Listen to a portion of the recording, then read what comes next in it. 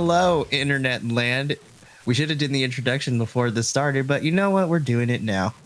Welcome to a special episode, a special two-part episode of the Bi-Conics, where we are covering the WWE 2023 Draft. It's draft day, baby! It's draft day, baby, and I'm just like, ugh. It's, weirdly, I shouldn't be excited, but I am excited just because of the fact that I'm interested to see how people get split up.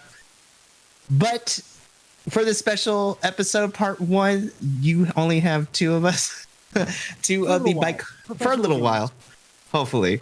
But tonight, covering part one, which is the Smackdown portion of the WWE Draft, you have you have myself, Mikey, and JVL. I'm here. Oh shit, I forgot it's from Corpus Christi. Yes, it is. Oh no. Wade Barrett, talk to my inner self, please. I love you, Wade Barrett. Oh, this is going to be an interesting night, man. It's going to be really... I want to see if they can pull it off to make this draft stick to be separate brands. If they can't, it'll be really... Oh, Triple H. Here we go. Of course. Bring out the belt, the consolation prize. Let's discuss that, because I know there has been a lot of divisiveness on the internet, and here are my feelings on it. Go for it. I don't necessarily like that this... Okay, let me put it this way. I think the design itself isn't bad. I think what makes it really not appealing is the fact that you have the WWE W stuck on it. I was like, you could have just updated the World Heavyweight Championship without that, but all right, I know you got to add logos, but whatever. Poppy Vince needs to sell toys. I know. I loved our group chat. It was like, it's the Kang belt now. Yeah, pretty much. No, Krang, not Kang. Sorry. Krang, not Kang. But my feeling of it is that it's not so much the design of the belt. I can deal with the design. I actually like it in certain ways. It's a good mashing of the Intercontinental belt and the big Goldie. But the problem is that the way they've set it up, it's like we can't get the belts off Roman. So this is the consolation prize instead of something being worth something. Even with a tournament to crown that, we've acknowledged that we cannot take this off of him because we want to make something happen. So you're not the best champion. He is. You'll just deal with what we give you. Okay, first round, though. First round, here we go. Oh, boy. Here we go. Let's see what happens. Triple H wearing a navy suit with I think, purple tie. Yep, a purple tie. Man after my own heart. I love that I know. I love the fact we have to start with rules. Every superstar on Raw, every superstar on SmackDown are subject to the possibility of transferring to another brand. Yep. 50% of the roster will be drafted tonight. And that was that list they sent earlier today of these people that are available tonight. So I like that difference from the other one where it's just the randomness. Okay, here's your pool tonight. Here's the pool so we have an idea who's going to be on what show. Exactly. So while we're watching, we should explain what the WWE Draft is for all the listening audience. So in short, basically JVL explained it. The main roster WWE, there's three brands, but people only really discuss the main roster, SmackDown and Raw. Yep. Where we are figuring out who is going where. And also, some people can be drafted singly, some people can be drafted as a team. They have split up a couple of the stables, so we'll see what happens here. This is going to be very interesting. The post-draft roster. So they'll show the post-draft roster after Backlash. That next Monday, they'll be able to pick and choose. Yeah. Here we go. First round. Oh, 4 picks. Damn. 4 picks. Damn, they're going quick. Oh, come on, Triple H. Are you ready? Oh, Brad said, are you ready? Ready. Jeez, and he has a heart attack right there when he's talking to it. No. I don't want Trips to have a heart attack. See, I liked it better when Stephanie did it. That's... Oh, my God. Honestly, Stephanie... SmackDown's picking first. Ooh, that makes sense. They're probably going to pick Roman first. The New Day? Nope. Of course it is. You had to make the first pick. Was I right? Solo and Roman. When they split the bloodline up, they split them into the Usos, Roman, and Solo. And I guess Paul is a third. He's being drafted, even though he's just an advocate. Huh. That's really interesting. I wish we could have set this up on 2K23. And they've done this with all of us on there in different brands. We should still do. We should all do GM mode as a Patreon exclusive and run a GM mode, just sim it, and we can all like get on once a month or whatever and run a couple of times. That'd be great. Have Mini run on his end. I know. Raw's going to pick their new champion, right? Lee on Raw, which is what it was before, with a big gold belt being on Raw, and then you had the SmackDown 6 with the WWE title. Right. Who's going to be the new SmackDown 6, do you think? Huh. That is definitely a point of order. We'll talk about that in a second. Here's the second pick. Ooh, here we go. Cody Rhodes. Yeah, you got to split him away from Roman. First pick for Raw, Cody Rhodes. Makes complete sense. I'm not liking that they're not showing them. Because what they said this year with the draft was that no one actually knew where they were going. Like, didn't tell folks about it to be there. So they can't get to people in their house or whatever. Reaction shots would be great. It's just boring so far. I like the older draft when they had the Undertaker got drafted, and he's like, "What do you mean I'm going over to SmackDown?" Like, yep, we shall see. And of course, SmackDown picks up 3 people versus 1, and SmackDown and Raw has 3 hours. Yep. So we shall see. Well, we will. By the way, the chat on the stream that I'm watching this on is really horrible. 'Tis the internet. Oh my god.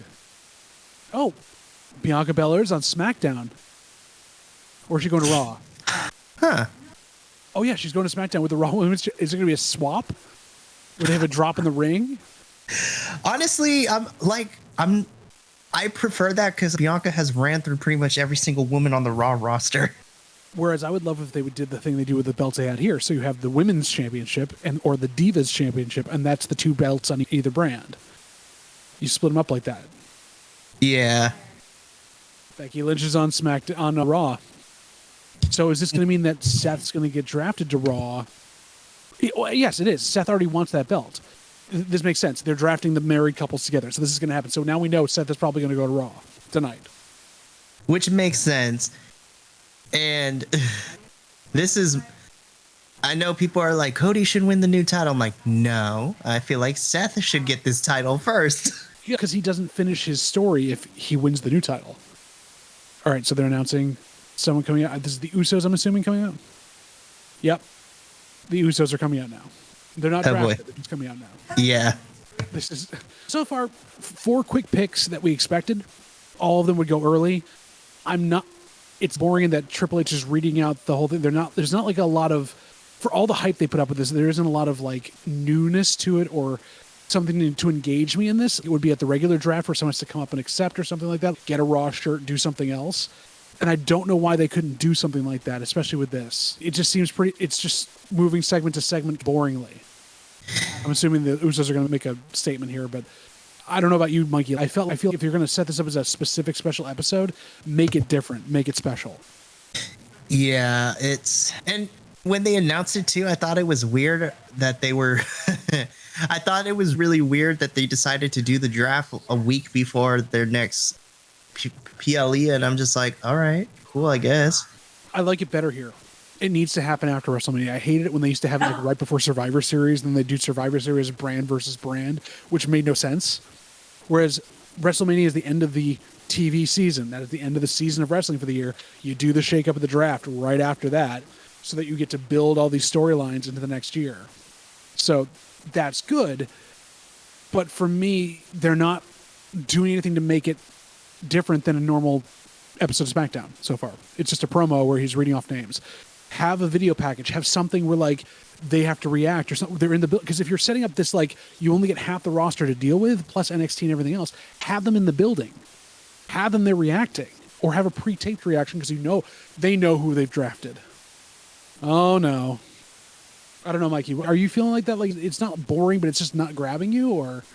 Because, so, like, I think the last time I was excited for the draft, what was it? I think back in 2000 and... What was it? I think it was 2016 when we had the Raw and SmackDown split, and then, like, 2016 SmackDown was a shit. Yeah. So, I think it was either PW Insider or another source. They were saying that WWE is touting with the idea of this brand, like, the draft and this brands being split again, that they're going to try to revisit to brand-specific pay-per-views. and they didn't have a decision whether it was going to be both brands get a pay-per-view in a month, or whether it's like on off where SmackDown gets a month, then Raw gets a month, and then for the big four, they have both rosters, obviously. And like you could even make WrestleMania night 1 and night 2. Night 1 is Raw or SmackDown, night 2 is Raw or SmackDown. Kind of do it that way. But that needs clarification, because if it's 2 pay-per-views a month, that's going to burn itself out too quick. Yeah, that's a lot, because I remember 2016 wasn't as bad, but I remember I'm like... The second brand split where you had both in a month, it was like, holy crap, because you get 2 weeks, and then you only had 2 weeks worth of build for each pay-per-view. Whereas exactly, you can get up to 8 weeks build for each pay-per-view. If long-term storytelling is going to be a thing, which we know Vince won't allow. No, he will not. And I'm like, sir, why not? But I'm like, I know the reason. He doesn't have the time to wait around for things to do anymore. He's going to die soon, hopefully.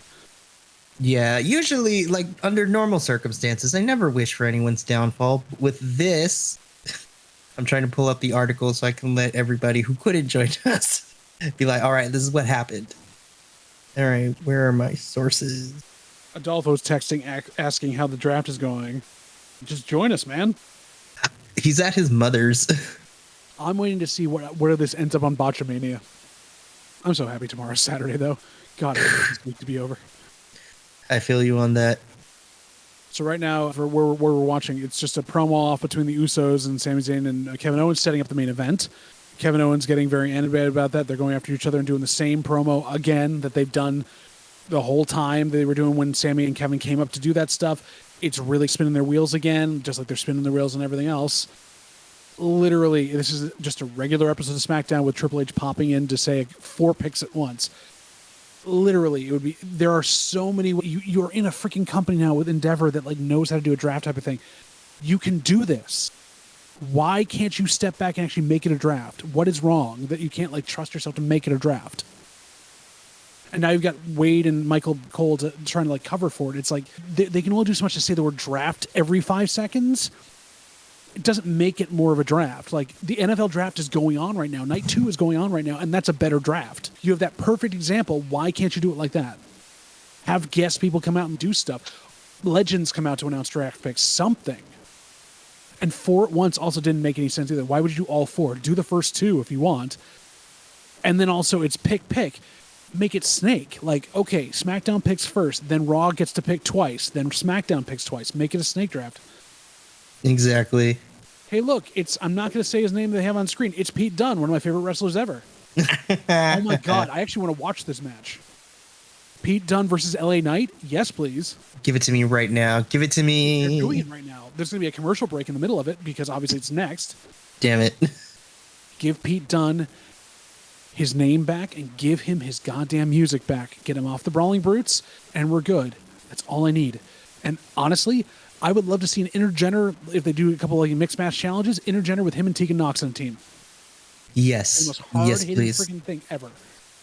Oh, Mikey, so how are you doing so far? Okay, so with the picks that we have so far, obviously I knew that Roman and Solo are staying on SmackDown. Like, each brand has to have the champion, so I didn't see Roman going to Raw at all. So SmackDown's the thing.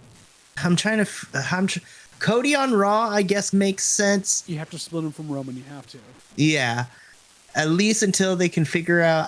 But then again, it's brand split, but is it really ever? Honestly, but I'm very interested to see how Cody gets to SummerSlam.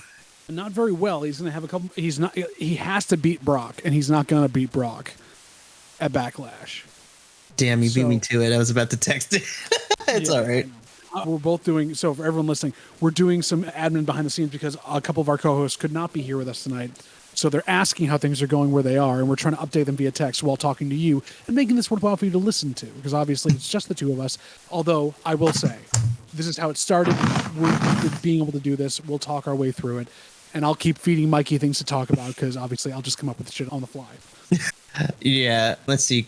Cody to Raw, I think, is good. It was going to happen. Wherever Roman went, he was going somewhere else. At least keep draft means they're going to draft Brock to Raw now to cover that.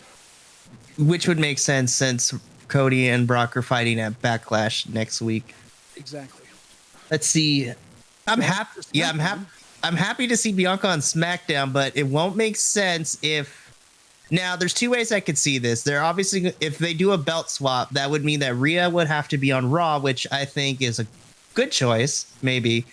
But then I've also heard rumors too that Rhea's going to stay on SmackDown and we're having a women's title unification. And I'm like, I had heard that as well, which if they do that, they need to have some sort of women's belt on Raw then, unless they're doing like they used to do in the old SmackDown versus Raw games where the women's championship was only on one brand. You could only have it there. And you could draft women to the other thing, but they had nothing to play for. So you only drafted women on one brand. And exactly. So why wouldn't you do that then on Raw with the third hour? You could make the third hour like Stardom and make it women's wrestling. Again, it's not clear what they're trying to do here yet, which I don't know if it's clear to them either. No, I have a very vague feeling that Vince McMahon is sitting in the back there changing a few things as we're going along, seeing the reactions as they're going along. Sorry, exactly. And then it was reported earlier today. So there are half the roster is up for grabs tonight and the other half is on Monday. But on the show, we're only going to get 15 on the show. And then the other half is going to be via social media, which means if you're not important, you're getting social medias. If you're mid-card or worse, yeah. Yeah. And then, of course, we have releases coming still. But we've been promised releases that are happening. So you're doing a draft before the releases hit, which is almost worse. Yes. Because the release people are going to end up on the social media draft if they get drafted at all. Exactly. And that's not counting, too, any chance, like whichever NXT kids are getting the call up, too. Taking spots of people that are right now on the main roster but floundering, like Riddick Moss. Oh, Riddick. Thank God his name came back. Yes. I was like, Madcap was so stupid, but whatever. And he's been split off from Corbin for long enough now. He should have his own name back or anything else. He's a bad wrestler. I saw him wrestle live. He's not a bad wrestler. He just has no gimmick. And I'm just like, when he got called up from NXT, I was just like, okay. So for those that don't know while we're watching this, they're showing where the people are drafting from, and it's literally just a door with a colored light over the top. But NXT, they show the NXT roster, which I love. They showed some of them. They should show this for Raw and SmackDown too. Right? I hope so. Honestly, when the first like big class of NXT was part of the draft, like one of my favorite parts was like watching. It was interesting seeing the interviews afterwards, but like when Alexa got called up and then Nia Jax got called up too. By the way, if you haven't watched her interview with Ring the Bell, you should. It's a good time. You really should. Oh, who's joining us? Minnie! I'm not in a parking lot. I'm actually sitting at home. Then this is wrong. This is utterly wrong. I know. I'm playing Overwatch. We've got Bianca giving us a video package, thanking everybody, letting her know that she's happy to be going to SmackDown with the Raw Women's Championship. So this is the first reaction we've seen. I just saw that text and I was like, "Oh, that's right. They're doing the thing tonight." Yep, it wouldn't be a thing like this unless Minnie came in a little late. Meanwhile, I'm actually excited for the match coming up right now, Minnie, which is Pete Dunne, not Butch, versus LA Knight. I'm actually excited to watch this. Yeah. I saw he finally changed his logo. They changed his logo to look like the Las Vegas hockey team. Almost. So, Gags of the Vegas Knights, that's right. Yep. What, continuity in storytelling? What is this? Right? What is this? Minnie, we were saying, though, it seemed so far not special. It's gotten a little bit better since the commercial break, but like the draft picking and everything else has just been kind of straightforward as if it was just Triple H cutting a promo. There's no spectacle to this, so why would you do it like that if you want to make it a special draft? So they're not even doing what they did when they would do a mat. Oh, I mean, they can't. They didn't do their thing with the drawing names or rolling balls or something like that. So far, Triple H came out with a couple of cards that had the first 4 picks on them and just basically told us what the picks are, and they showed a Chiron with a picture, but no video reaction, nothing else when it happened. They just had Bianca Belair, a pre-taped video thing from her hotel room. That's the first reaction we've seen. Oh, that's lame. Granted, they need to do something to set everything up. If they want to do it like next year, they can do the SmackDown. If someone from SmackDown wins, they get a pick. If someone from Raw wins, they can get a pick. But they can do it that way. Yeah. You can't do that right now because they have nobody on set rosters right now. The other thing I was saying to Mikey was that because they announced the half of the roster that is eligible tonight, couldn't you fly all of them into SmackDown just to be there in the backstage area to react to this type of stuff? Yeah, they did back in the 90s, yeah. Exactly. Or like the early 2000s where like you saw Undertaker get all pissed off that he got drafted somewhere. Through his chair. I don't know. I feel like so far it's not. They have a ticker running at the bottom of the screen with the picks that are going on like you would be at the draft, but it's really not much different than an episode of SmackDown that I've seen. I'm kind of disappointed by that. Mike, you feel free to put your stuff in for this too. I'm still hoping they do. Ooh, that looked like it hurt. Yep. I'm still hoping they do Triple H was running SmackDown and Mr. I like big black guys is running Raw. And commercial. All right. So, I mean, they released the list of the 30 superstars eligible for draft tonight, but obviously that doesn't count the NXT call-ups that we can get, and that we have a short list of who might be rumored to be called up within the draft, and that includes the Yes Boys, Pretty Deadly, who are dead in NXT lore. I've also heard Zoe Stark potentially can be called up. Roxanne Perez. Especially after Indy pinned her. Yeah. Which makes sense because I'm pretty sure we're getting Indy versus Tiffany at Battleground. Hooray. Tiffany, who basically broke her leg. Broke Indy's ankle. I'm like, Tiffany. I love Tiffany Stratton, though. She has improved so much, but that match was a mess. Yeah. Especially after the injury. Yeah. I've also... Some other names that are shortlisted. Cameron Grimes is supposed to finally be on here after he's been gone from NXT. I know. Forever. And then also, like you mentioned, JVL, Roxanne Perez, which I wouldn't be surprised. She's ready to go. She's ready to go. She doesn't. She's saying something because she's so damn young. Yes. And I don't want to say in interviews, like she always says that for some reason she can't explain why, but she picked it up very well when she was in wrestling school and all that. But now, like, it makes sense to me. I was like, okay, now I see why she was Ring of Honor Women Champion, because she is that good. She is. And then at the same time, I know they also want to bring her up because she had such good chemistry with Rhea Ripley in the Rumble. So you have a built-in kind of little thing there where she was messing around with the women's champion. She can bump like hell and be a full dyed-in-the-wool baby face for Rhea all day long. I know, and I'm just that she's been drafted. I mean, she could be still stuck in NXT. And then another name too for the women's roster. I've also heard that Cora Jade potentially might be called up, even though she had it set up in the last show where she's setting up another thing she's going after. Vince doesn't care about continuity in NXT. Of course not. Of course not. Minnie, who would you like to see from NXT get knocked up here? Braun Breaker. Braun Breaker. Do you think they're going to do it now that he just turned heel and he's going after a bunch of things? I feel like I still want to see him up in the main roster because I want to see him versus Gunther and stuff like that. Oh yeah, I could have some. Or really Dragunov. I've also heard Ilya's supposed to get the call up too. The thing is that last Tuesday, Minnie, they set up a thing where Breaker attacked Carmelo Hayes after the match after he was called out. So it looks like he's again going after the title as a rematch type of thing. So I don't know if they're going to call him or not. They should, but I don't know if they will. I'm interested to see because Hi, this is Mikey, the only person in this on this co-host Bi-Conics 5-person team that watches NXT, which is regularly. I watched it in the hotel this week. That is very true. You really don't miss much. The wrestling has the potential to be great. It's just booking decisions and storytelling is non-existent in this version of NXT. But you know what?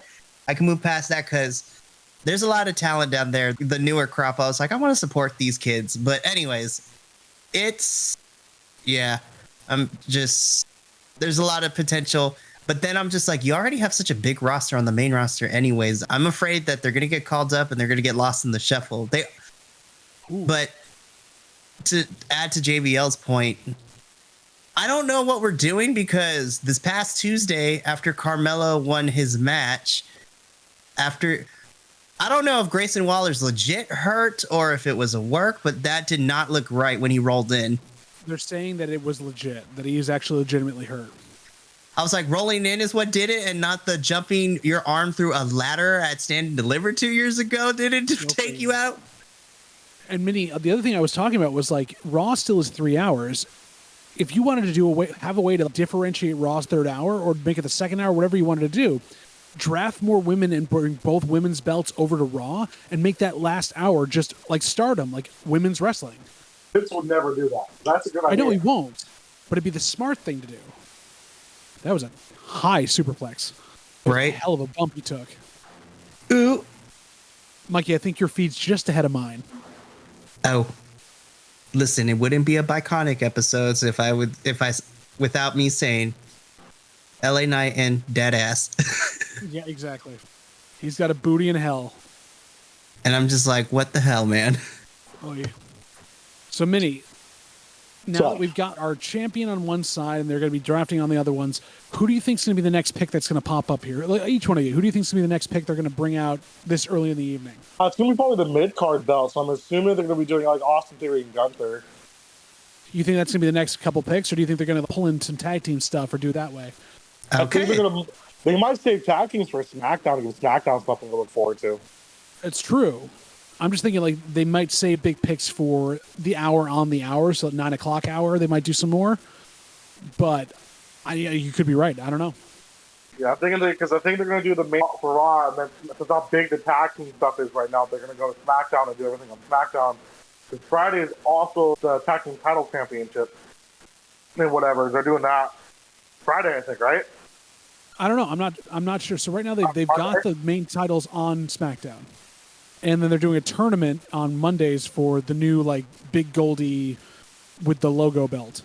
It hasn't been said yet, but knowing logic of WWE, the next couple of weeks we're going to be getting this tournament, and then I think at Night of Champions is when we get the finals of whoever that is. That's the plan. I can immediately tell you I know who's not going to be in that tournament or is going to lose. Sami Zayn? Yeah, Sammy and Kevin are going to, if they're in this tournament, it depends on what happens in this main event. Yeah. But if those two are in the tournament, like, they're going to lose because Sammy and Kevin are not going to Saudi Arabia. And I was telling JVL Mini, I said that I think Cody should win this new belt. I'm like, no, that's the wrong choice. In my opinion, Seth should be the one to win this new belt. Either Seth or Edge. It would be a nice one more time retirement, but I think Seth is ready. Is that Rob Van Dam? Where? Again, I think I might be ahead, so I need to be careful how I word this. Solo putting on his Samoan spike right now. It makes sense that we're bringing. Rob Van Dam. Yeah. It makes sense that we're bringing out legends for the draft, which is interesting. Looks like he's got some problems with his face. Michael P.S. Hayes, who's still stupidly alive. So now that we're like in between things, yeah. Did you guys hear the report that Ted DiBiase Jr. is in trouble with the law because he's a fraud?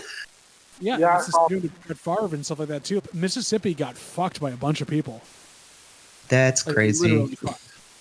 And it's not surprising. I'm surprised his dad didn't get more time too, because Ted Sr. was involved, and so was a bunch of other like major names in Mississippi sports.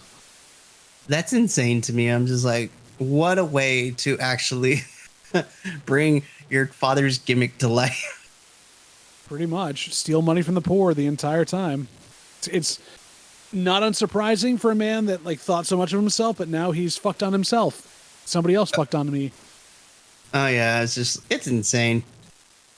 All right, we can do little bits of news too. So I'm not surprised because in Japan titles can change hands like all the time, so I'm used to it. But to see Mercedes lose that title that quick, I was like, damn. But she's also heading down to do stuff in the U.S. a bit more. She's still with Japan, but she's heading into a couple U.S. dates. And who wants to bet that she's going to end up either popping up on Impact now that Trinity Fatu's there, or popping up on AEW? Let's talk about that shit, because I'm just... Listen, everyone wanted to see Naomi back in WWE, but Trinity going elsewhere, I think, was the best bet. And to see her in Impact, I don't give a shit what other wrestling fans say, because people hate on Impact. In my opinion, Impact has the best women's they book, like, Impact is the promotion that has the best women's booking. Their booking for their women is always strong. There's more than one going on at a time. Take notes, Vince, Trips, and Tony for that matter too, Mr. Khan. they have the strongest booked women's division across all of the 4 main brands, in my opinion, because there's more than one story going on. And you even have storylines that don't need the title. Because right now, you have currently the women's tag team champions. You have, which is weird, by the way, you have Taylor Wilde is now one half of the Coven, and they're the current Impact Tag Champs. So that's very interesting. I never thought I'd see Taylor Wilde win tag team championships while I'm alive. I love her though. That's the other fun part of it. It seems like there's a plug and play aspect of it too, where it's not just beholden to one set of characters to get the things across.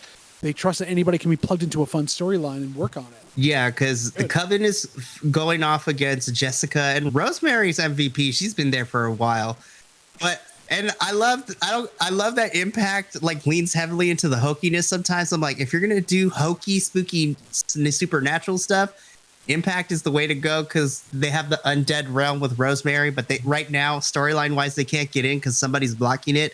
My hope it's a returning Su Yung at some point. Now that she's done being pregnant. Wow, Mikey. Wow, that's a great way to put that. She had a whole ass baby. Oh, I love Su Yung. She's a mother that's going to take up a lot of her time too. Like Jesus. But that was a lot of fun. And then Tasha Steele's returned from some time off, and she and Savannah Evans are fighting. Jordan Grace is taking on new Impact Impact Knockouts champion Deanna at the next pay-per-view, Under Siege in May, which is always going to be a great match. Yes, it is. Here we go. All right, here we go. RVD Van Dam and Michael P.S. Hayes. Haven't heard this theme song in quite a while.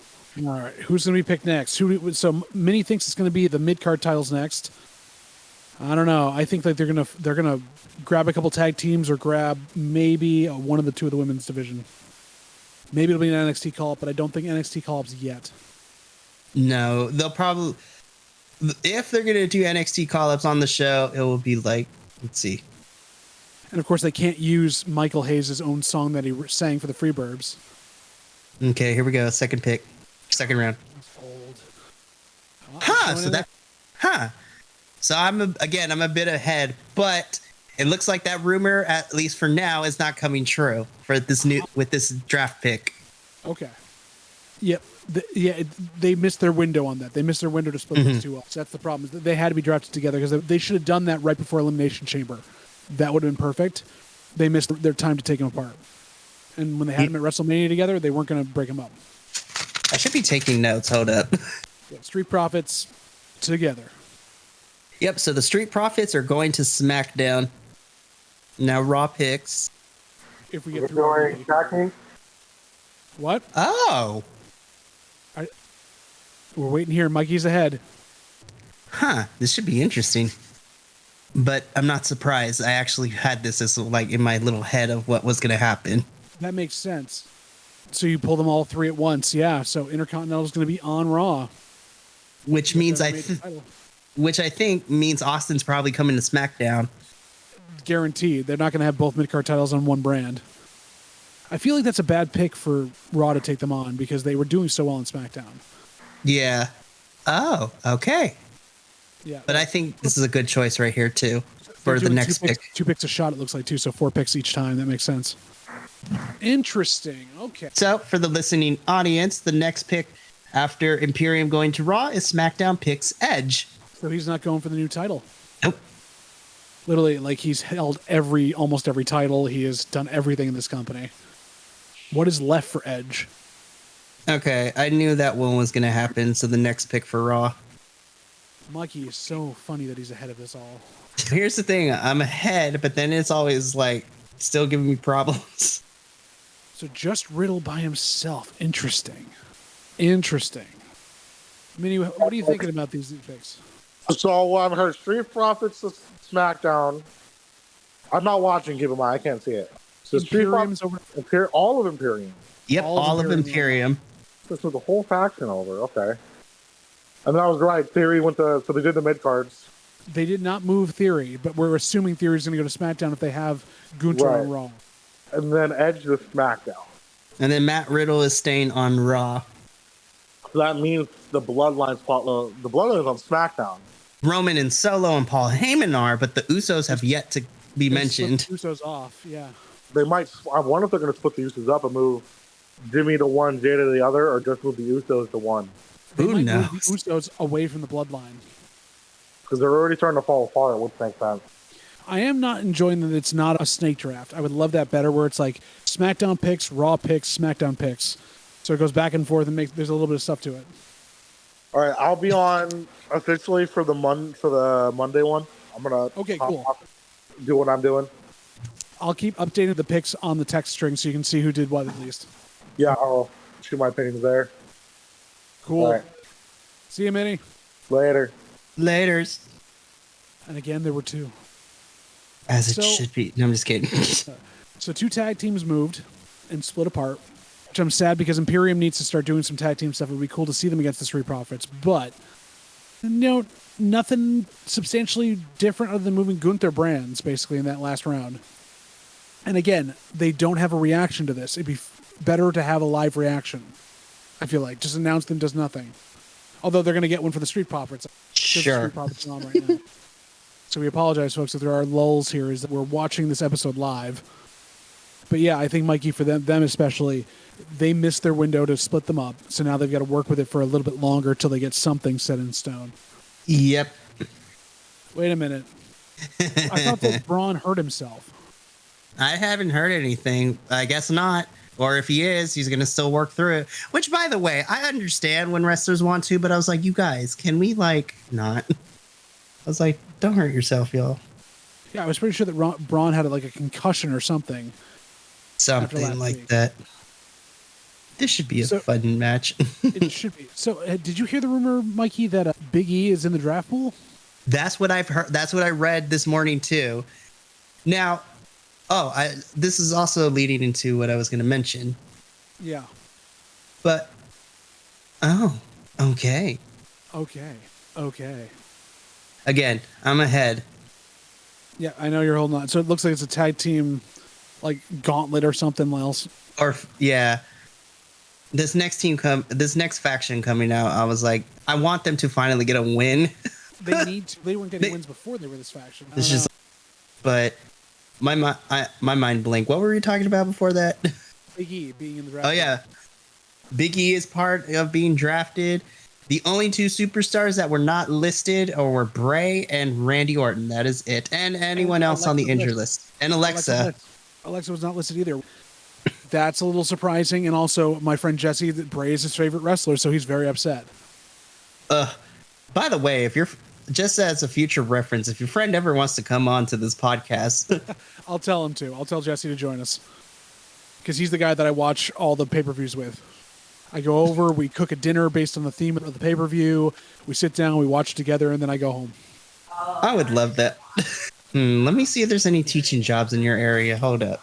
You want to work in Vermont? Go right ahead. I don't know. We'll see. That's a lot. It's very far from your family. That is very true. At least this time when Braun threw him, he didn't fall flat and short and have to do a flat back bump. Oof. And commercial. Yeah, all right, we're caught up. I think I'm still a little bit ahead. It's fine. It is. I could feeds if I wanted to and see what would happen. Yeah, it's all right. But Mikey, so we have Big E. So those 3 are some of the ones that weren't listed.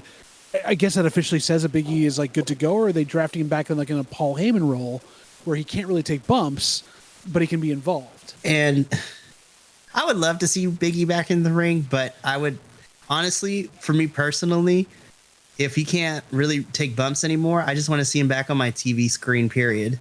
As a personality, he's wonderful. I mean, we need him involved in what he was doing just because he does a great job outside. Yeah. Help.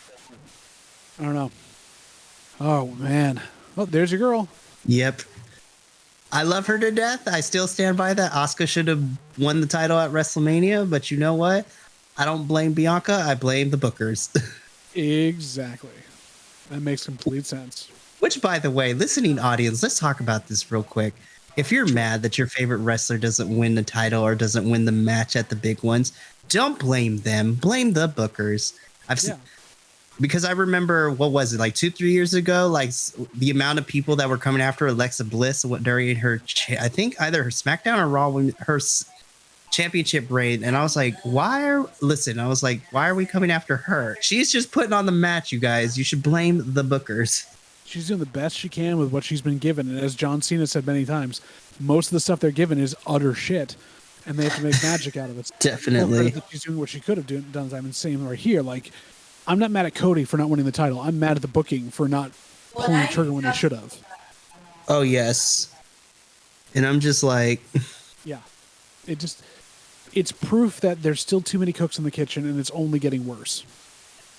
And we were doing so well with so few in the kitchen before this. But now once again, we're back to everyone and trying to put their hands in the pot. Well, to show a reason to their new daddy overlords that they should be there and their job should be secure. And also with that lawsuit coming in right now about the creative, like seriously. Ooh. When I tell you, when I read that, I was like, I shouldn't be surprised, but damn. The level of the terribleness still surprised me a bit. Especially with the whole thing of Mansoor's thing when he was 6 years old when that happened. Like, really? That was horrible. That's what you could think of? That's what you as a writer, like, Freddie Prinze Jr. is, of course, I'm not in that writer's room anymore. I don't need to worry about that crap. It's just so terrible. And I don't want to say I understand, right? But I get that the writer's room were different at certain periods of times because wrestling culture was different compared to what it is now. But I'm just like, as a kid who grew up in the 90s and the mid 2000s and now is in 2023, I look back at it and I was just like, I get it, but I also don't get it. I guess is the best way to put it. I was like, what the fuck is going on? Yeah, exactly. And it hasn't changed much. There's still that mentality at the top, which is terrible. And when the only person in the room that's the only woman and only person of color is having to defend this stuff, and like the wrestlers themselves are like, no, we're not doing this. There should have been some more pushback against these writers and the changing of the guard. But again, at the time, no one wanted to be in that writer's room to begin with because you didn't know if the stuff you'd write would get torn up the night of the show. I'm still bitter that the Raw after Mania, when I had Minnie here in person, was trash. It pissed me off. We had pizza and we had a good time, but even still. Oh, believe me, I'm right there with you. I was actually glad I could not watch that one, even though I wanted to see what it is. The Raw after Mania hasn't been the Raw after Mania, though, for like years now. It hasn't lived up to that, like, anything can happen, weirdness, all that stuff in a while. And I was like, okay. And I was fine with that, but I was just like, just the amount of nothing that happened. It was just like, I should have known better. I was like, oh shit, we're getting the first hour commercial free. We had 2 minutes of wrestling within that hour. With 17 promos, yeah, I know. Whereas they had cut so many things, like including like last week too. They cut all these women's segments and matches and everything else for something that didn't need the time. For what? Because Vince doesn't like women? I mean, as equals, no. As property, maybe. Yes, it has been proven. Damn, Braun, you tripped over everybody. I know, bro. I love the laugh too. So I watched Chris Van Vliet's interview with Ricochet, and it was so fun. And he asked the question, he's like, so you teaming with Braun, he didn't say the exact words, but he hinted at it. It's just, was this Braun's punishment for talking about how flippy dippy wrestlers can't do anything? And Ricochet said it perfectly. He doesn't matter. And I was like, I'm having a good time with it. He is. And I'm like, that's all that matters to me.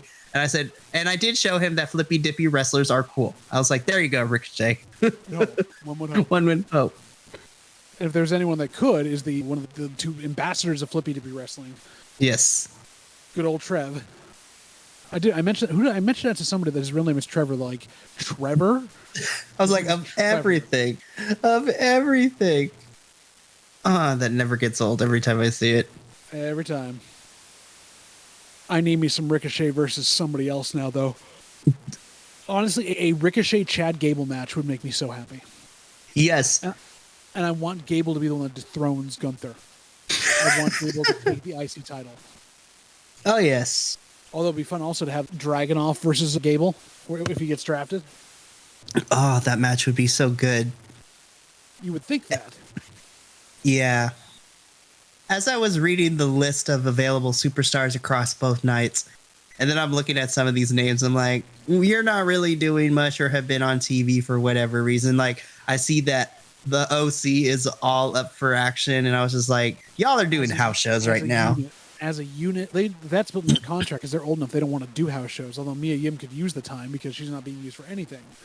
And it makes me sad because she was prominent in Impact like last 6, 7, 8 months she was there. And her match with Mickie James was fucking amazing. She's really good. And the thing is, she's away from her hubby too at the same time. So what is she giving up other than for money to be with her husband? I'm like, give Mrs. Keith Lee some time, which, by the way, Keith Lee is also lost right now in AEW. But the plan is supposedly we're getting him and Swerve one-on-one at Double or Nothing. And I feel like they might stick him on Collision at some point, which they're doing that whole thing with the Saturday show, which is one more show to friggin' watch. This is, even though we're watching the WWE match, while we're watching this recap of what happened on Monday, which, by the way, I don't care what nobody says. I'm excited for Damian versus Bad Bunny just because it's going to be entertaining. And Bad Bunny, to me, has proved he actually cares about this business. He puts in the work. And Damian and he are friends in real life, which means he's going to exactly make it fun. So I'm not surprised. I was skeptical the first time Bad Bunny was introduced to this whole thing. Me too. I feel bad for him too because without Logan Paul, Bad Bunny gets all the Logan Paul thing. Like, he's a guy that takes it seriously. He's really good. Look at the celebrity who can really do stuff. And then Logan Paul comes in, and while he's still a douchebag, he's athletically gifted enough to also showcase that there's a whole new level of celebrity involvement now. You really have to care to be part of a thing. I don't know how far you are ahead, but they edited Bad Bunny's Spanish part because he cursed him out in Spanish, which was great. I heard that. Called them. We're far enough in when this gets uploaded, but so we can curse. But they're calling it Of course, they're calling it a San Juan street fight. Of course they are. But anyways, yeah, it was. I'm not gonna lie, I loved hearing Spanish cursing on my television screen. Very cool. That was like the French cursing when we were in the arena for Elimination Chamber, where neither Jesse or I knew what they said, but everyone in the audience were like, went after him. It'd be awesome if Bad Bunny. He probably doesn't need it, but the muscle he gets isn't just the LWO that comes out with him. Carlito shows up because they're in Puerto Rico. And they just revealed who came out of the Smackdown door, and I'm just like, why? Yeah, I saw. Why? Because he's Vince's guy. He's the Vince stick. I'm like, and also, why is he coming out of the SmackDown one when the guy coming out of the Raw one should be coming out of the SmackDown one? I don't know, man. I don't know. Long should be coming out of SmackDown, playa. Holla, holla. I hope he brings up that he's going to set him up in a tag team match against The Undertaker tonight. That'd be fucking hilarious. And then Mark Calloway just pops up like, Teddy, stop. It's like, we can't do this. No, can't do it at all. Sad Teddy Long noises. Your draft means so much that you can't even get Roman Reigns to show up for SmackDown for it.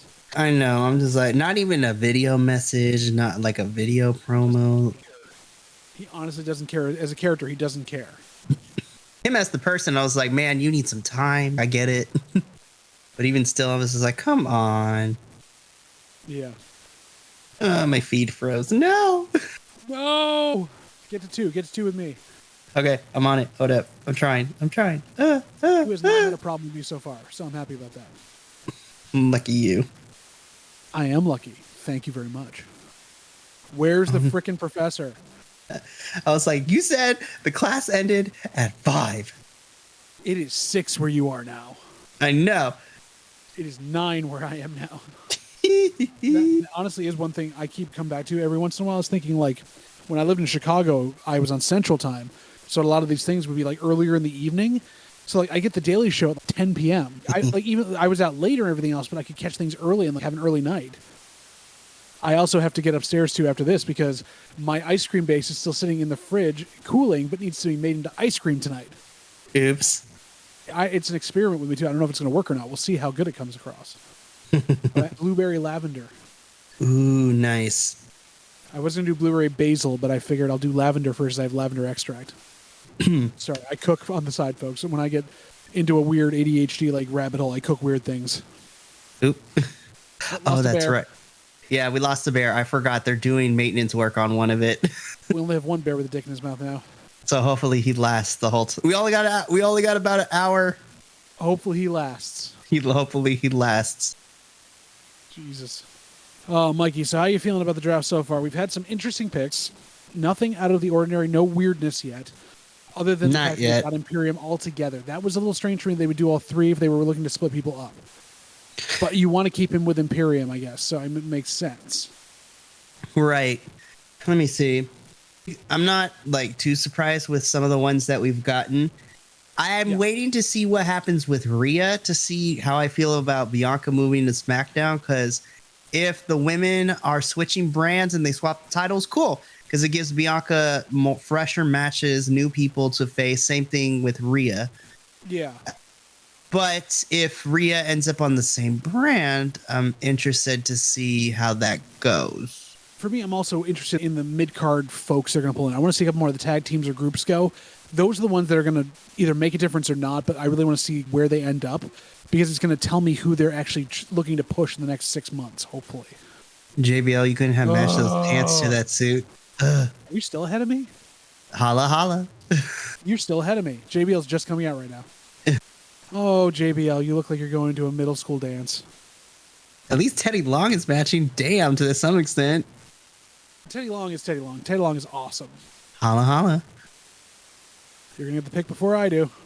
All right, I'm not going to spoil it, though. Don't worry about not spoiling it. Just do it. Get your honest reactions when it comes through. I'll do the same thing. All right, so SmackDowns. Teddy Long is still walking to the podium right now for me. Huh. Interesting. Teddy Long is still dancing for me. Okay. He's waving.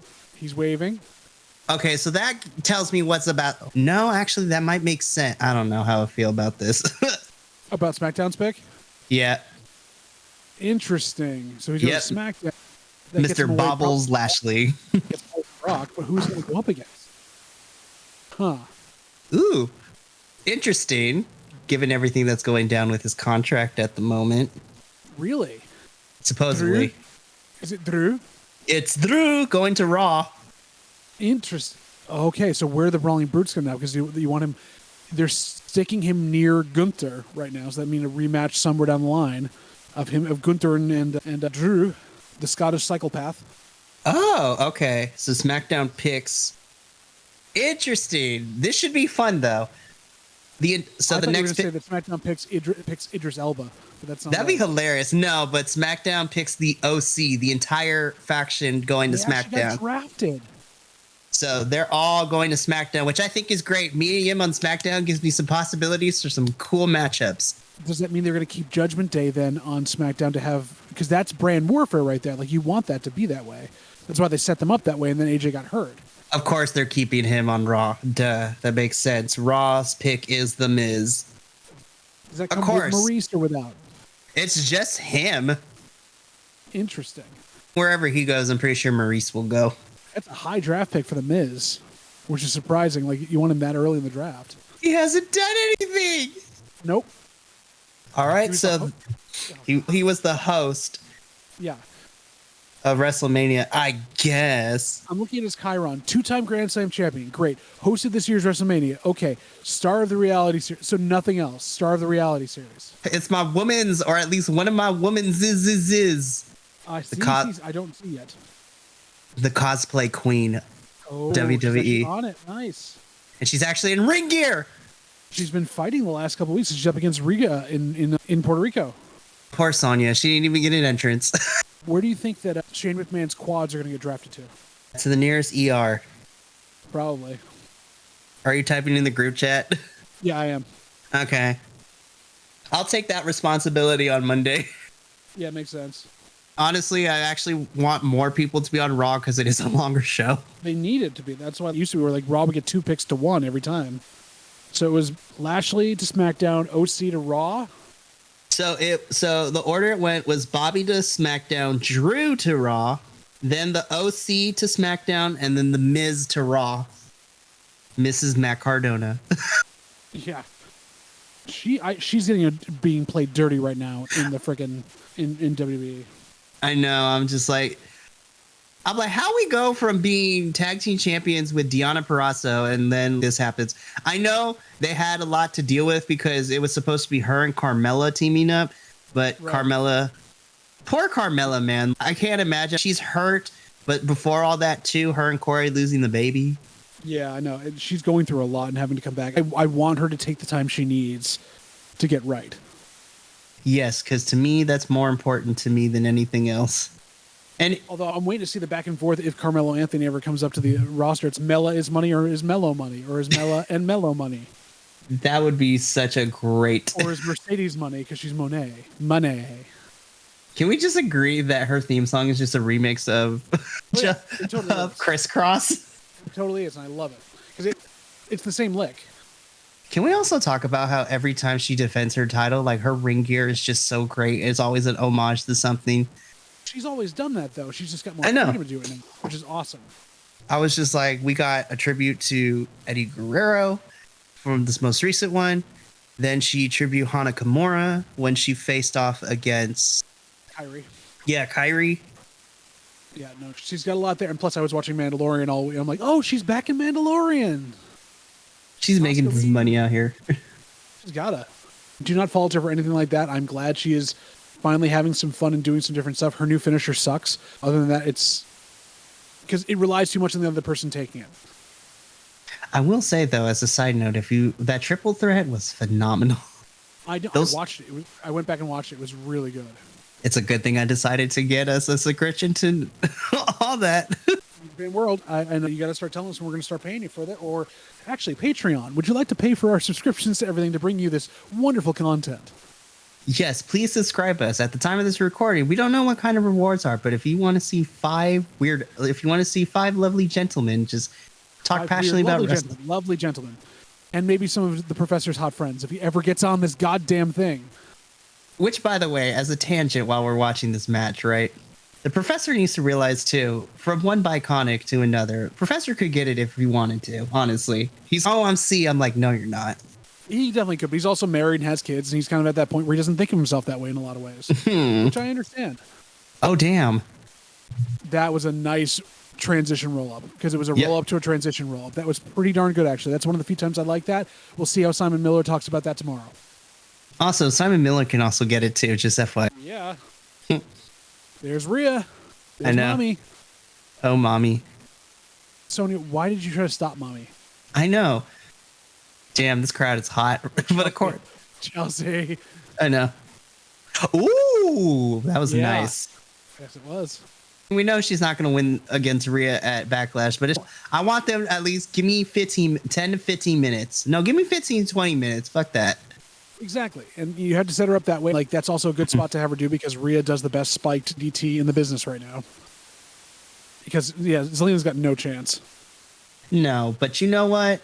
And like I said in our group text messages, I know that WWE is just trying to do a cash grab by trying to put as many Latina. of the Latino and Latina talent on this pay-per-view, but I don't care.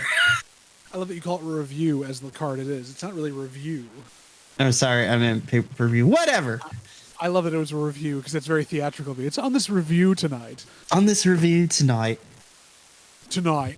You doing a little bit of your weird Cockney accent there? Cockney accent, which, by the way, Tyler Bate has been rumored to also be up for grabs, too, which I would be loving to see that. Give me Mustache Mountain on main roster. Him versus Gunther has been done. It could be done again.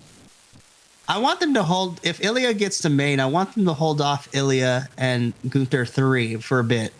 I agree with that. Like, it needs to be for something like, it could be Ilya takes just like he did the other one. He takes the title, the Intercontinental title, to send Gunther into the stratosphere to go after the big titles, but who knows? Pardon me, I am burping up my Liquid Death. If we need a sponsorship, Liquid Death sparkling water, please. I am obsessed with your products. They are delicious. I'm drinking the severely lime tonight. That's gonna be our Patreon goal. We'll have a Liquid Death sponsored match. I would totally have that happen. Give me all the Liquid Death stuff. Okay. I know we're in the middle of a commercial on this. We're talking about a review of it. Here's the reason I love these guys. This is not a sponsored thing. Obviously not. I want to be, but I can't be. Their regular water it's quite overpriced for bottled water, but it's in a can, which is great, and so it's better for the environment, and they give 10% of the profits to taking plastic out of the oceans. Their sparkling waters are just flavored enough that it's not like LaCroix, where you think like someone sneezed in it, but it's also, the bubbles are smaller, so it doesn't like really fuck with my stomach the way some sparkling waters will, or some other carbonated beverages. I can drink 1, 2, 3 of these and feel fine, and they have great flavors. I just tried their iced teas, and they're also really subtly flavored. They're not trying to be too much like it's all about the flavoring. It's really about drinking the water and the experience of what they do with it. So I have found something like I didn't like sparkling water at all. I hated club soda, all that stuff. This is the only sparkling water I've ever liked because of that. Fully endorsed. To the point where where like now when I go on trips with puppets and stuff, I have to look up on their website, where can I buy it so I can stop in to get some on the road because I'm obsessed. Yes, and their marketing is top notch. I love it. So Liquid Death, call me. Yes. A weird person on the internet who also is a local actor in the area. Please call me. Love it. And all Professor, right, since we're get on this freaking call because I need to talk to you about plans because you said there were plans in the works that I want to get involved in. I know, bro. I don't want to move to California, but I want to do some work like that. If I know, it's just if somehow you found your way to California, like I would be crying of happiness. I appreciate that wholeheartedly. I know. If there's anywhere we're going to end up going now, especially with what's been happening in our country right now, I'm not going to get fully political. My partners, nope, we're going to Canada because they don't feel safe. So that is fair, and I agreement of that. I have a friend in Canada, so who knows? There you go. What part of Canada? In BC, probably. Yes. British Columbia, up where they film stuff. So, it's West Coast. Wouldn't be terrible. I'm looking at the East Coast because I like the East Coast, but hey, who knows? Depending where, if y'all move to Canada, be like, I'll meet you halfway. Meet us in Washington. I wouldn't be halfway. Where we want to move is Halifax. Never mind. The other coast. Never mind. Be careful there, Santos, because Aleister Black might come around and beat the shit out of you. Again. Yeah. Here's the thing, right? We're honest on this podcast, right? I've said this before. Both Zelina and Santos, for me personally, can get it. Together at once? Preferably separately. But I don't want, but with Zelina, there's little hiccups because I'm not trying to fight her husband. No, and that's the thing. It's like, he is a lucky person, and she's very lucky to have him. So, yeah. He's such a nice person, by the way. Yeah, he's really cool. Is. So is Brody King is a sweetheart. Like I love the House of Black. They're I'm so glad they're doing stuff now. Oh damn! Does that mean he's cleared? I think so. Oh, thank God! I think so. The phenomenal AJ Styles is back. His ankle is better. I missed you, AJ. They're wearing red. I was like, y'all are on Smackdown, but whatever. And I know people are yeah, I know. Hair's blue. Okay. I know people are shitting on the OC because they're like, ooh, it's trying to do Bullet Club in WWE. I'm like, y'all, come on. They're doing Bullet Club everywhere because Bullet Club is floundering. Bullet Club is like stretched itself way too thin now that everyone's gone other places. Like I don't know in NJPW if Bullet Club's even going to have a big like presence anymore. I know. It's just, I don't know. Mia Yim also was never part of Bullet Club to begin with, so I don't know. Weirdly enough, if it wasn't Mia, I don't want to relegate women to it, but I would have loved to see Shotzi in this little faction too. I think that would have been hilarious. It would have made more sense. But also, there's a part of me that also was hoping, like with all the before we get to this draft thing, with all of the different factions that have a woman component, like China was for both the Corporation and DX, all that stuff, could we have had a 4-way thing with all the women in all the stables, like for supremacy? Like that would have been amazing. Huh. This is a pairing that I never thought I would. Huh. Okay. What are we about to do? Who knows? Wait a minute. Before AJ got hurt, didn't these two teams have something going on before AJ got hurt? Yes. Because Riddle was also helping them out, I believe. Which, by the way, this is just a personal thing, but I also appreciate the touches that Solo and Matt Riddle are back to fighting. Very much. I've also been happy watching the last couple of Viking Raiders matches, not with Valhalla. I feel like they're wasting Sarah Logan. Yes. But that that Ivar has been able to use more of his like agility stuff, like the kicks and such, bring back what he was doing in NXT. I think that is awesome. Doc Gallows, I can barely move.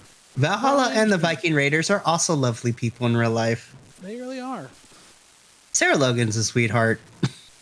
I'd also thought, though, instead of Shotzi, Liv Morgan with the OC would have been very interesting as well. Honestly. Oh, AJ. Well, maybe that means AJ isn't completely healed up, but at least he's ready to be back on television. They need him. He's an amazing mouthpiece anyways, but I'm very sad they're sacrificing the Viking Raiders to them. Yeah, I was like, I mean, I've always liked them from when they were in their NXT days, obviously not as the Viking Raiders, but But yeah, there was no reason for them to get squashed. But here we go. It's not. I'm not Oh, never mind. I guess he is okay now. Again, you're ahead of me here. Oh, AJ's going to do a phenomenal forearm for me now. He's getting a phenomenal forearm all over the place. Fourth and final round. There we go.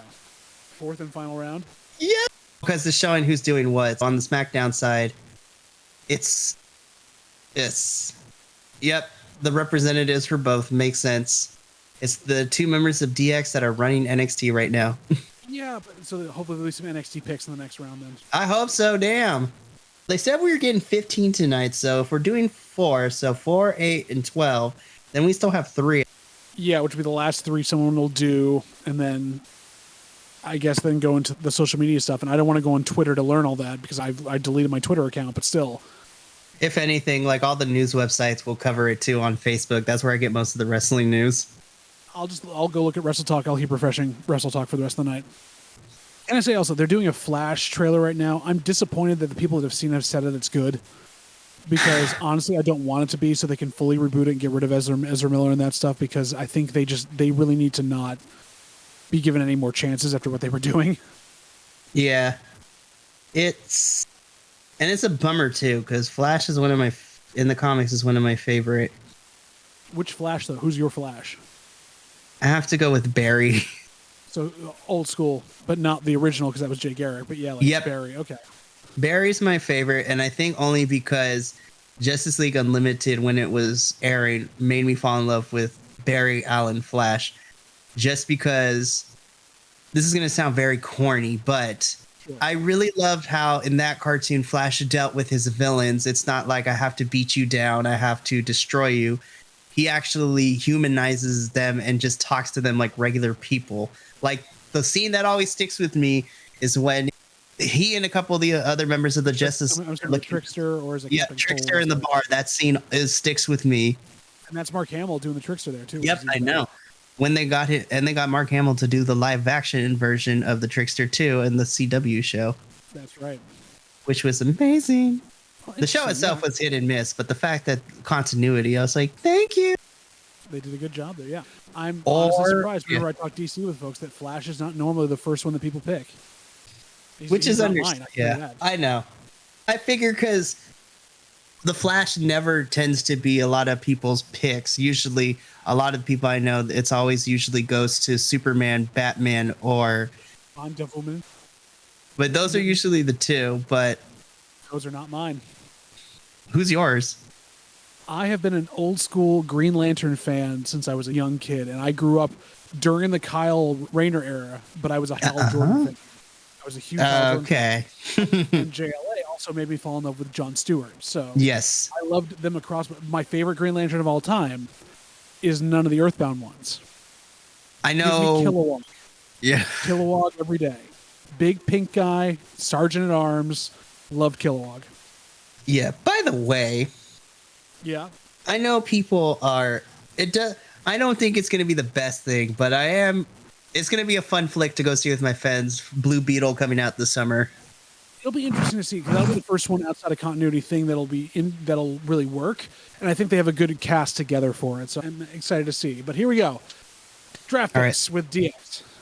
Please give me some NXT kids. We need them. Smackdown picks. Getting on the text ring.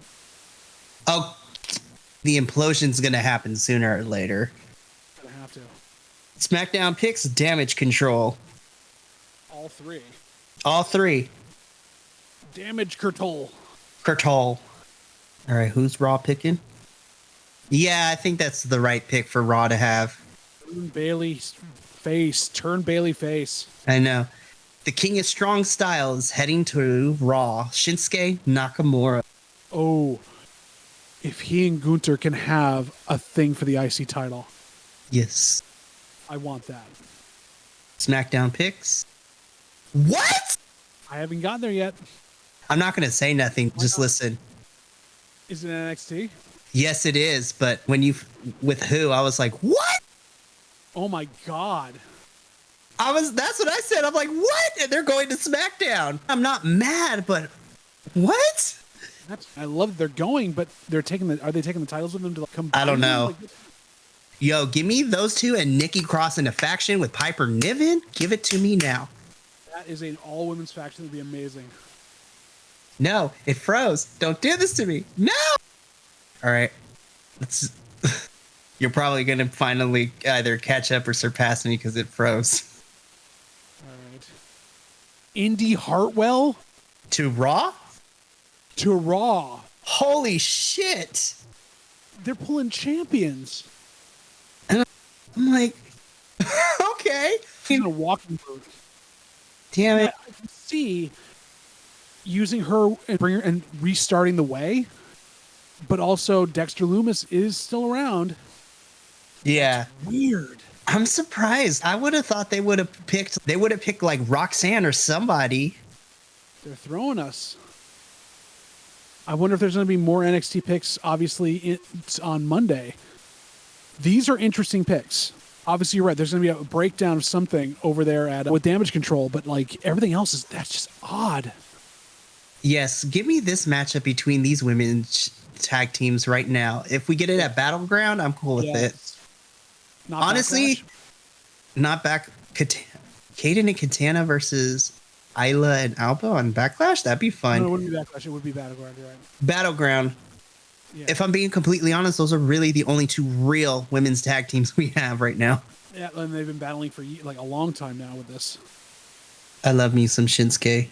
It would actually be funny if who keeps them or helps them keep it in Who? that Battleground match. Nikki Cross just shows up on NXT to take them with her to start new sanity, basically. Oh damn! I forgot these two were in a program right now. Yeah, they have been for a while. No, I know that. I was just like, oh shit, I forgot that was a thing.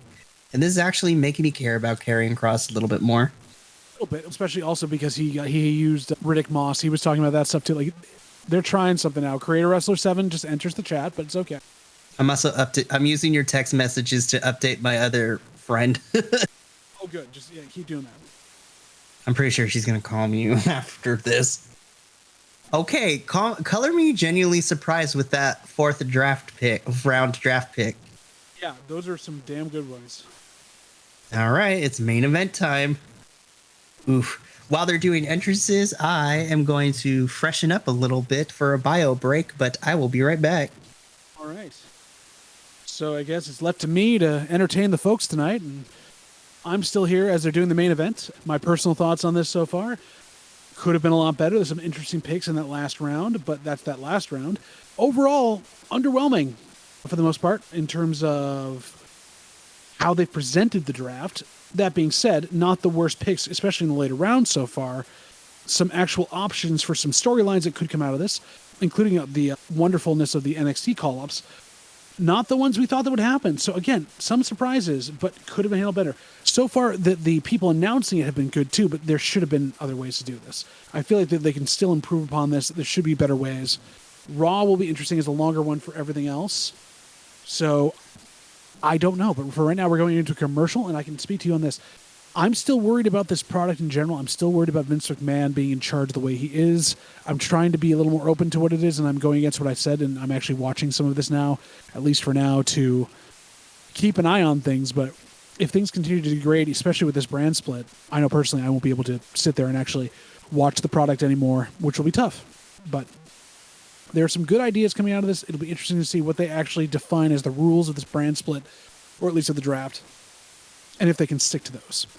But so far, just recapping that for you. First round, Roman Solo and Paul Heyman of the Bloodline going to SmackDown. Cody Rhodes going to Raw. Bianca Belair going to SmackDown with the Raw Women's Championship so far. We don't know how that's going to change over. Becky Lynch drafted to Raw. Then in round two, we had the Street Profits to SmackDown. Imperium, including Gunther. So Gunther and the other two to Raw. Edge to SmackDown and Matt Riddle to Raw. Round four, Damage Control, all three of them going to SmackDown. Shinsuke Nakamura to Raw. Alba Fire and Isla Dawn to SmackDown, and they're still holding the NXT Women's Championship, Women's Tag Team Championships, although Kaden Carter and Katana Chance have challenged them. And Indy Hartwell, the NXT Women's Champion, is going to Raw. That is pretty insane. So yeah, folks, I don't know what we can do with that. We'll have to hold on and see how this falls out, but there could be some interesting things. Sorry, I am texting my friend at the same time. And in round 3, we had Bobby Lashley to SmackDown, Drew McIntyre to Raw, the OC, which is Gallows, Anderson, Meechin, and AJ to SmackDown, and The Miz to Raw. So, yeah. So, a lot there. Oh, man, folks. So, we're waiting on Mikey to come back from a bio break. We're hanging out during this. He's back now. I've been talking this entire time, filling time, and hopefully that recap helps everyone that's been listening to cover for Mikey being gone as I've run through the draft, my thoughts on it, and how I feel about WWE. So, Mikey, glad to have you back. I'm sure editing Mikey will be interested to see what you said while he went to the restroom. Nothing terrible. I went back over all the picks. I talked through some good and bad about it, and I talked about my feelings on the WWE product and whether I believe this is going to stick, what's going to happen, and all that good stuff. So for our listening audience, some behind the scenes stuff, right? We're still trying to figure it out because all 5 of us have really busy lives. Some of us have families, others of us have careers. But our thing is we're all trying to figure out who's really responsible for watching which brands. Because we try to cover as much as we can between WE, AEW, Impact, and those are the major 3. And then, of course, you have Ring of Honor and sometimes New Japan. And now Ring of Honor is actually turning out to be a lot more fun to watch. So that's pretty cool there. And then we have a couple other things coming through. Do we want to watch Progress? Are we going to watch WWE Europe if it ever starts? So much future. But we at the Bi-Conics, we're still trying to figure out who's doing what. But I think unofficially, myself and Minnie will be the 2 that mostly covers WE because we agreed to take the hits for this team. And then we have our 3 other co-hosts unofficially are pretty much our AEW crew. And then I will be taking on Impact and Ring of Honor as well. And NXT, of course. Exactly. But honestly, the thing about the Viking Raiders is he was very sad about that. Me too. I'm very sad. Bad Buddy is a busy man right now. He just performed 2 weekends of Coachella, and he's about to get into this street fight with Damian Priest next week. He's not there tonight. He needs to recover and do other things. I know he's on tour, too. God forbid he injures himself while he's on tour. His set at Coachella was so much fun. I believe it. How many people that they're also WWE fans, though, at that point? We're getting a recap of the ugly duckling belt. Yeah. I said this earlier in the podcast, but I don't hate the design. I just hate all the WWE logos all over it. It's like the Intercontinental title and the big gold belt had a weird baby. I already saw this on Monday, so we don't really care about this. So I'm going to talk over this a little bit. Yeah. So at this point, I mean, it won't matter because when this episode comes out, we'll be past that. But I do recommend you go watch back. But May is about to be very packed with pay-per-views across all the major brands. It's going to be May. It really is. So we first have WWE Backlash. So let me... Backwash. So WWE Backlash at the time of this recording is taking place Saturday, May 6th, which should be very interesting. And then 2 weeks later, on Saturday, May 20th, we have Night of Champions in Saudi Arabia. I will just read the results. We here at the Bi-Conics don't necessarily like the Saudi Arabia shows because we don't support the Saudi Arabian government and the way it treats its citizens and its women. Yep. No, thank you. And then, of course, they have to make those canon, by the way, with all these new championship shit. I know, it makes me upset. I'll just read the results and then we'll briefly talk about the results, but I'm not covering that pay-per-view. And then, of course, all the major fucking promotions decided to have all their pay-per-views Memorial Day weekend. It's like it's a holiday or something. Because the 26th, you have Friday, May 26th, you have Impact's Under Siege, which... Is Steven Seagal going to be there? I don't know. The 2 main championship matches have officially been made. For the Impact World Championship, its new champion, Steve Macklin, will be taking on PCO in Macklin's first title defense. Look, PCO is not going to win, but I know what they're doing here because they're trying to get through a few people because eventually we're going to get Macklin versus Nick Aldis now that he's signed back with Impact. Hey, we are officially getting Shinsuke versus Karrion Kross in Puerto Rico. Yes. Oh, and the OC versus Viking Raiders. Oh, God, they're going to squash them. Which makes me sad. Makes me sad, too. And then, of course, Bad Bunny will be, obviously, because it's coming from live from San Juan, Puerto Rico, Bad Bunny will be there as well. Of course. And then, I don't know why WWE and NXT decided to do this, but I'm going to have to watch it. I'm not watching it all at once because that's too much wrestling. On Sunday, May 28th, in the mere 2 days, not to mention that I think on the 27th is New Japan's Resurgence pay-per-view. That women's tournament looks fun because you have Mercedes, you have Willow. I just want Mercedes and Willow to fight each other. It's going to be fun. I feel like if that goes well in Resurgence, at Forbidden Door, they're going to have a replay of it. Yes, I would love to see that. But then on Sunday, May 28th, 2 pay-per-views. You first have NXT's Battleground pay-per-view, PLE, whatever you want to call it. I like the special pay-per-views that NXT gets because usually, most of the time, the wrestling's actually pretty solid. And then on top of that, while it's also happening, you have AEW's Double or Nothing, which I'm going to be honest, outside of the main championship, I don't know what else we're getting. We still have to get this Fatal 4-Way. I don't know how they're going to get themselves out of it. I don't know how they're going to book it into or get themselves out of that at all. I don't know. Tag Team Championships. Oh, I love Homegirl is great. She's amazing live. I know. She's so good. I love it so much. I'm like 50-50. I can see it going either way. I would prefer it to have KO and Sammy retain, but who knows at this point. On a SmackDown, they might retain it if then they lose it at Backlash. They have to lose it soon because Sami Zayn can't go to Saudi. I mean, that's very true. But I'm trying to figure out here. I'm just like, because we're not getting if the Sammy and Kevin Owens retain on SmackDown, I don't see it being a tag team championship match because these two and Riddle are involved in the 6-man versus the Usos and Solo. Except that Solo just got drafted to SmackDown. That's very true. And the tag team champions have not been drafted yet. That is very true as well. Who knows? But that covers all the wrestling events that is happening in May. And then it's weird because then it gets quiet in June, at least for the WWE side of things. I'm still mad that we still should have had a King and Queen of the Ring pay-per-view by itself, but whatever. Yes, or hey, let's have Evolution 2. Give it to me now. We have some but once again, Vincent Kennedy McMahon doesn't believe in women's wrestling like the rest of us does. Who knew? Oh, and now that he's kicked Stephanie out too, their biggest advocate is gone because she invented women's wrestling, obviously. Stephanie, I miss you, girl.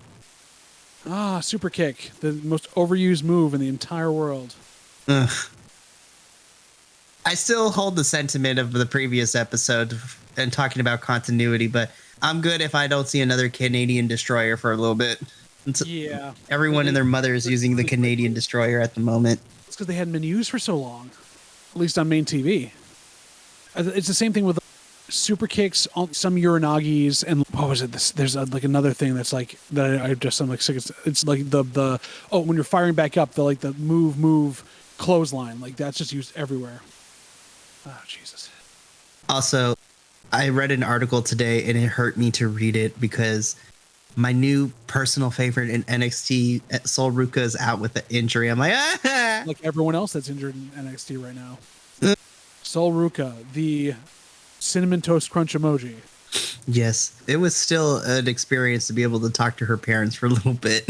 I believe it. Like that's just crazy in general that you're that close to them, and then it's actually someone who's like with people involved in the show. And then they took our picture when we asked them to too. Yeah, but they give us total surfer vibes. I'm like, it totally makes sense now. Yeah, completely. Oh, should I just start while we're waiting on this commercial break? Maybe I should just pop open my DS again and keep playing Pokemon Diamond. I love that. Oh, this is why we're friends. It is. And the fact that like both of us use water type to start with. I know. So me and my brother, we always get new Pokemon game every time it comes out, and we both work out to see who gets what. I always end up going with the water starter. He's always the grass starter. Interesting. Grass starters are usually not the best ones to pick till later in the game, usually. Me and him both agree because we've had weird conversations about this. I was like, I'm always a water starter fan, but a lot of the grass starter designs, their final evolutions are kick ass. Yeah, you just have to get to those. I know. It's like fucking Torterra is still one of my favorite designs. Again, on this wrestling podcast, we're talking Pokemon right now because we're sitting in the middle of this. Because we've talked, it's just the two of us, we've talked through our thoughts on the draft itself, how it's been going, like the presentation and everything else. It's really just been a usual SmackDown episode. There hasn't been much different.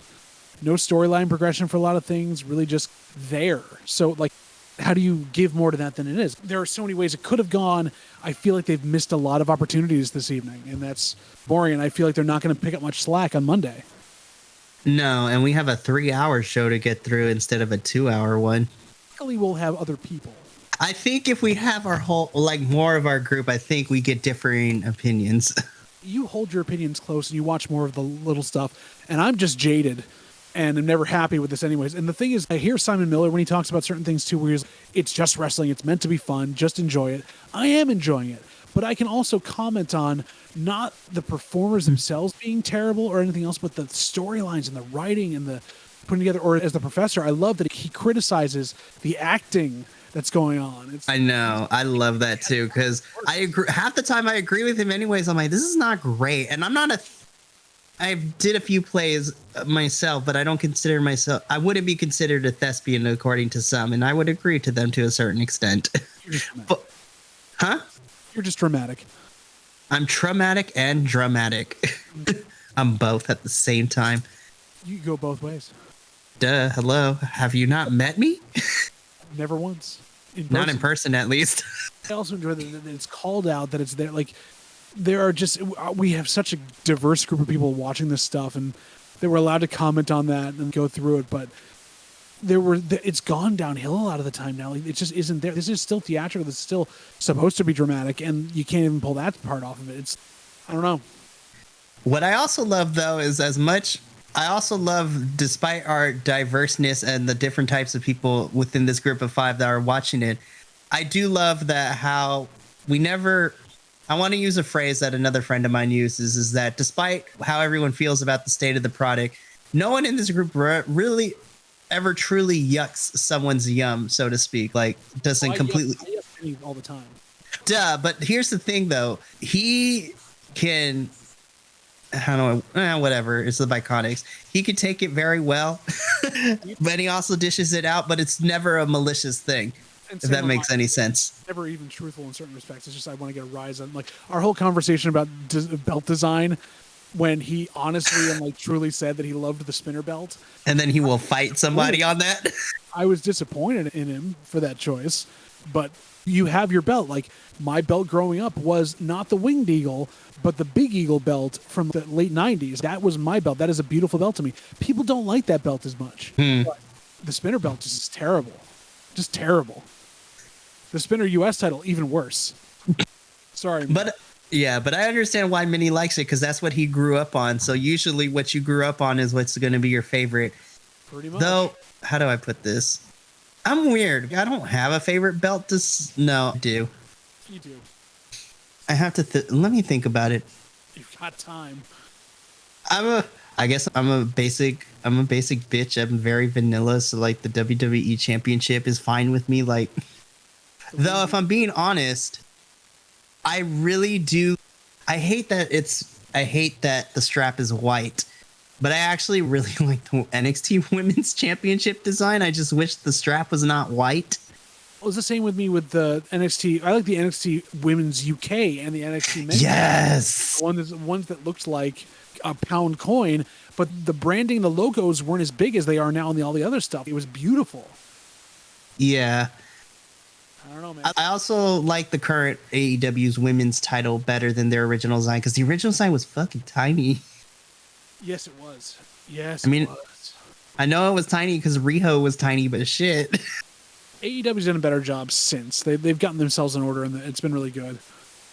And then I'm in the camp that I was just like, I don't think AEW has too many belts, but we need to execute stories better. Hey, on that same note, I've been so intrigued by the Orange Cassidy run as international champion. I've loved Bro, it. me too. First, I was like, oh, is he transitional? I was like, okay, he's putting on banger after banger matches. And I'm so happy to see Bandino finally fix his visa issues. Which is so good. And then help him out saving Adam Cole, which made no sense. Yeah, let's talk about that. Roderick Strong is now all elite. And Bobby Fish is a jackass, so it's just going to be the three of them. Okay, so like I need somebody to talk to me because I feel like I'm missing a piece of the story here. Because I was just like, no matter where I look, I can't find anything. But what's the story? Why does wrestling fans and just wrestling in general do not like Bobby Fish? What did he do What he do? Bobby Fish went to AEW, and then he was complaining about stuff with CM Punk, and he sandbagged him, so he was getting in trouble in the back. So they let him go.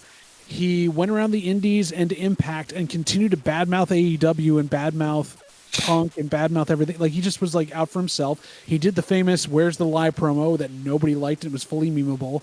Then he went and did a couple of boxing matches in these weird places, and he won them, but it was only on match cards with bookers that would actually put him on there because he basically burned every bridge in the Indies for the most part. And he's been working on the Indies and Impact. Everyone thought he was signed to Impact, but he also fucked himself over Impact.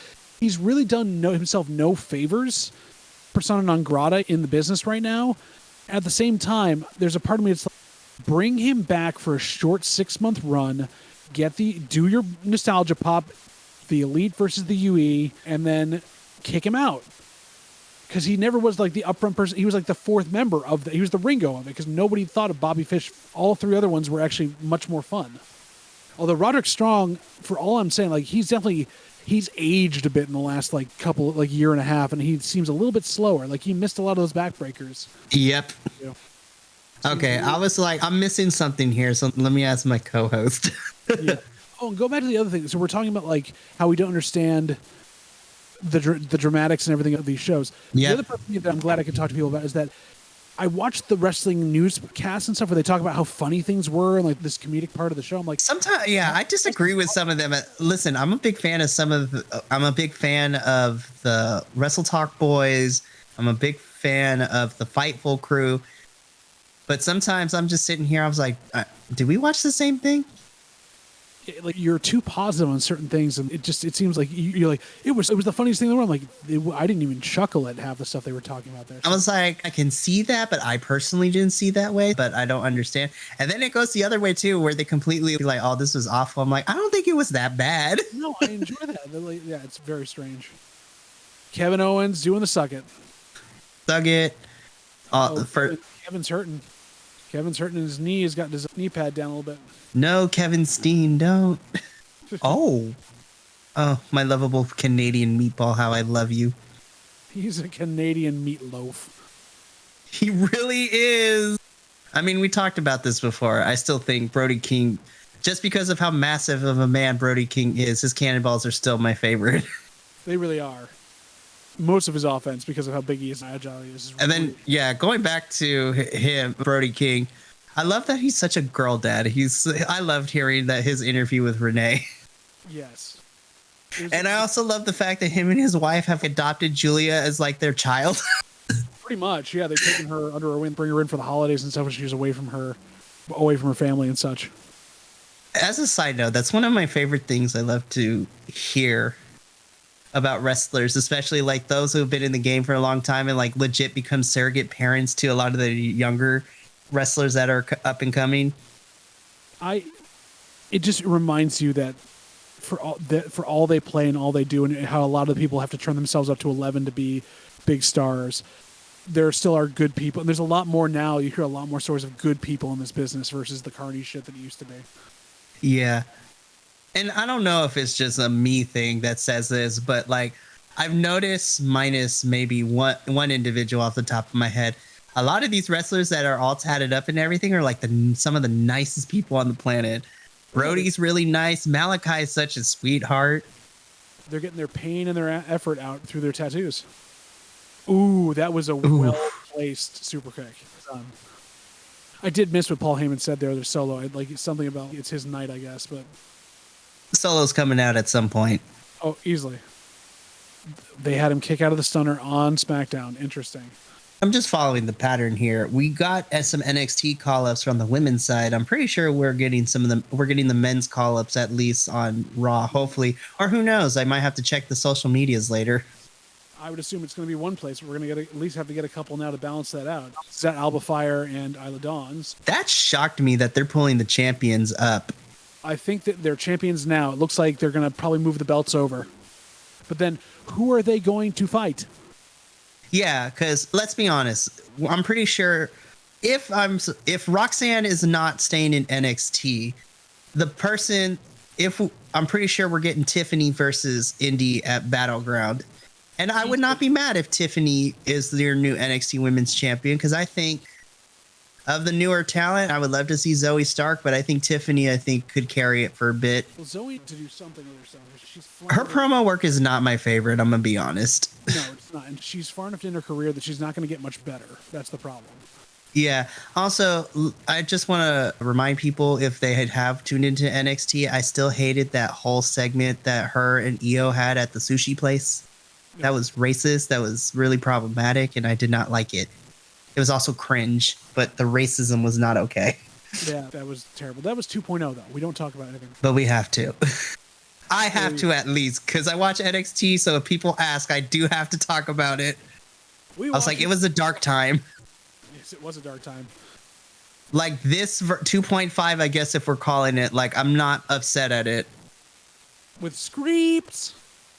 Scripps is poor Reggie, man. I was like, you couldn't have sent just Reggie back to NXT. You didn't have. I'm like, you don't need to put this man in a luchador mask. On top of that, hearing from the lawsuit again of like stuff that was suggested for him and Shane Thorne, which was absolutely terrible. Absolutely terrible. Is it Eddie Thorpe? I'm trying to figure out what his NXT name is, but I'm watching NXT carefully. I'm like, don't fuck this up, man. You have a Native American like in NXT now, and I think it's not Eddie Thorpe. Is it Eddie Thorpe? I have to look it up. But Thorpe would make sense if they're going for like Jim Thorpe type of things, because Jim Thorpe was the Native American like athlete back in the 30s and 40s. No, but like the new NXT signee, I think he's actually his character, and I think he actually himself is Native American. But I'm watching WWE. I'm like, don't fuck this up, bro. I was like, do not let company that I just had all that happen through this lawsuit and everything else, and nothing has changed, and has dealt so well with Sami Zayn's Syrian heritage and everything else. You think they're not going to fuck this up? I mean, they probably will at some point, but I was like, the indigenous people, come on now. They're going to have Tatanka be his manager. By the way, I don't know where you're at, but the match ended. They're still waiting to the end. It's coming to the end now. Okay. Because we got Sami Zayn doing the haluva kick. There's the end. Okay. They retained. Interesting. So they've got to drop it at Backlash. Then they have to drop it unless they're not going to have that title on Night of Champions. Ooh, Solo be looking out, be like, fuck. By Matt Riddle. Something's going to happen. Do we think the 6-man is going to be the main event at Backlash? No. Do we think the street fight's going to be the main event? Yes. Probably. Or which I'm not mad at. Semi-main, and then the Intercontinental fight, whatever that's going to be, is probably going to be the main. No. Cody Brock is going to be the main. Oh, yeah, I forgot about that. Cody Brock is going to be the main. All right. I'm going to close out of this since that's done.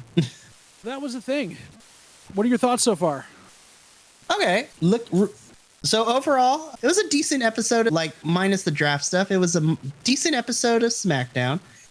Obviously, it was a let's try to get everyone on the card as possible kind of thing, with lots of multi-team and other matches trying to still build towards Backlash. As far as the draft goes, I'm happy to see some people switch, but then again, it's going to be dependent between here, and my first like checkpoint is going to be between here and at the end of SummerSlam to see if the brand splits actually stick. Yeah. If I'm looking over it, I don't care what nobody says. I will forever be a stan, but I'm happy to see Bianca move brands because I think she's ran through all the Raw women's roster. So I'm ready for her to take on new people. But that doesn't mean the rest of the women's roster is going to stay on Raw. She might still have the same people come over with her. That's what I'm worried about. But yeah, I'm glad she's moving. Give her a new night to play. And she's there with Montez. And then obviously, like you said, the ship has sailed on that one, but they did not The Street Profits got drafted together. Let's see what else. I'm happy to see Imperium switch to Raw because it gives Gunther more like fresh talent to have Intercontinental Champion matches with. But I have to see on Raw because my thought is I'm pretty sure the United States Championship is moving to SmackDown then. It has to. But does that mean Austin Theory loses the belt, or does that mean Theory's going to take it over there? So here are my two thoughts, because it depends on where Bronson moves. But with Bobby and Austin being on SmackDown, my thought is I think Austin retains that backlash, but Bronson gets the pin. Thus, Bobby and Austin can continue the feud on SmackDown for a little bit. Yeah, Bronson can't eat up another pin. Like, that's the problem. He's just starting to get some momentum. It makes me mad. I'm like, don't do this to my Kiwi. Among others there. The Kiwis are done dirty. I need Bayley to turn face. Yes. And Damage Control, I'm ready for them to split. Yeah, do something about it. Have EO go, split them off all three, have them all go for a title. Something fun. Yeah. Bring back the European title for women. That'd be great. Drew going to Raw is awesome, but I'm also like surprised that Drew is up because I know right now there's rumor reports that there's some behind the scenes stuff trying to figure out his contract and what's going on with all that. He's holding out to get better money. He was waiting to see how this all went down with the thing. He's wants to come to a good number for it, but he also could go other places. He's playing them against each other. The whole OC faction on SmackDown makes me happy, though it does make me sad that Viking Raiders are going to get squashed next week. Next week, they're going to get squashed at Backlash. Again, because I'm the one that religiously watches NXT, I'm more optimistically, I'm cautiously optimistically, I'm more optimistic for Alba and Isla just because they're going to SmackDown. Right. And even though it's not official, Hunter is in charge of SmackDown most of the time. So it makes me happy because I know those two are going to be amazing. I would love to, again, my dream booker's hat. I would love to see Alba. If we're going to do tag team, Alba and Isla versus Shotzi and somebody else. That would be fun. Or even Alba versus Shotzi would be fun too. It would be. I also was thinking this in the break too. If we're going to make Alexa Bliss spoopy again, stick her with those two. And then, of course, you know me.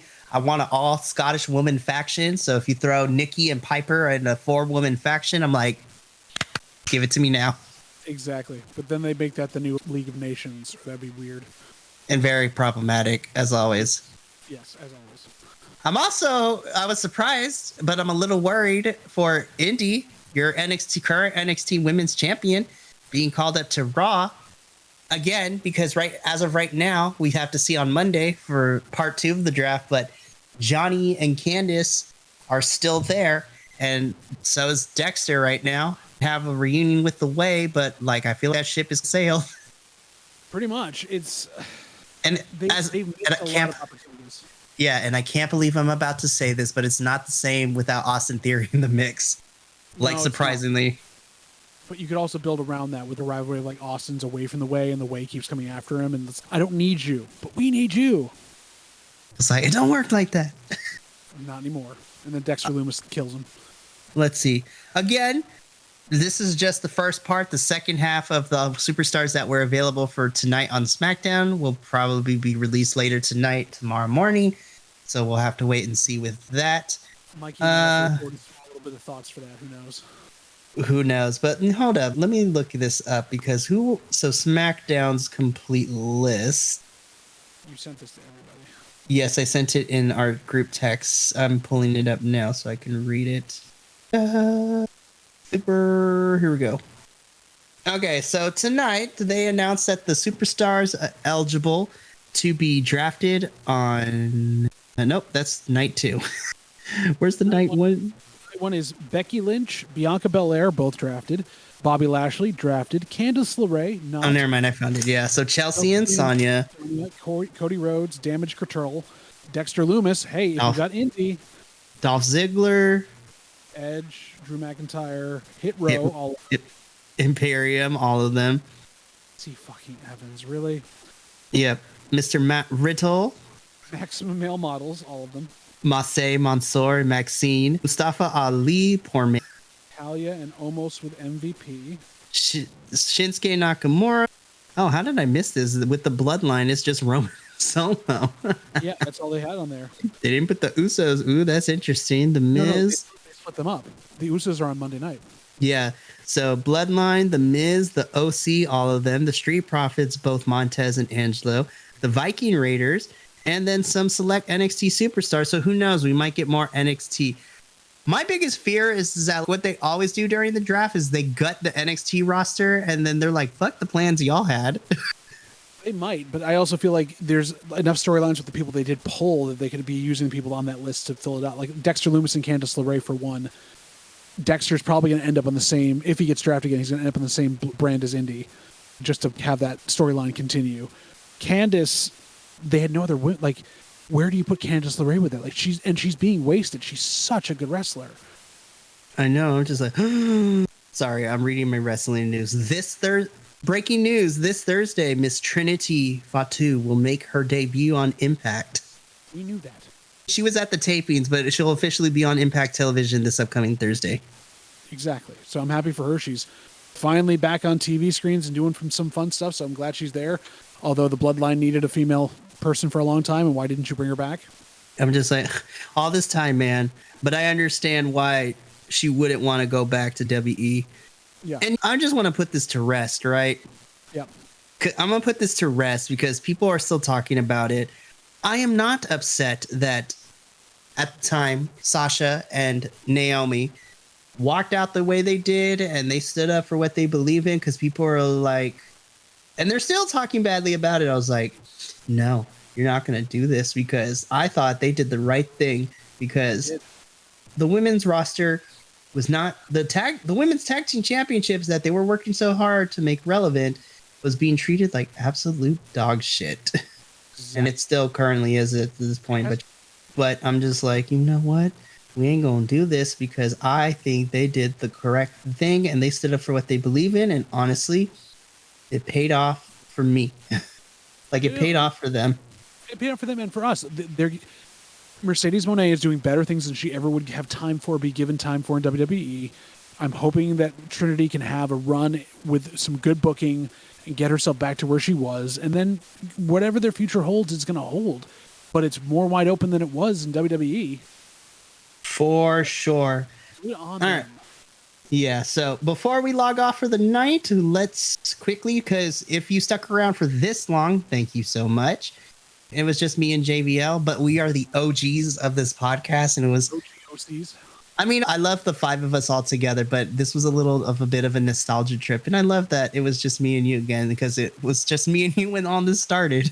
Exactly, with bio breaks in the middle and things that were weird, so always good. Yes, so before we sign off for the night, really quickly, to go over who is available for night 2, because we will have an update at the next part. But night 2, the superstars that are available when we watch Raw, which is going to be a longer podcast because that's 3 hours.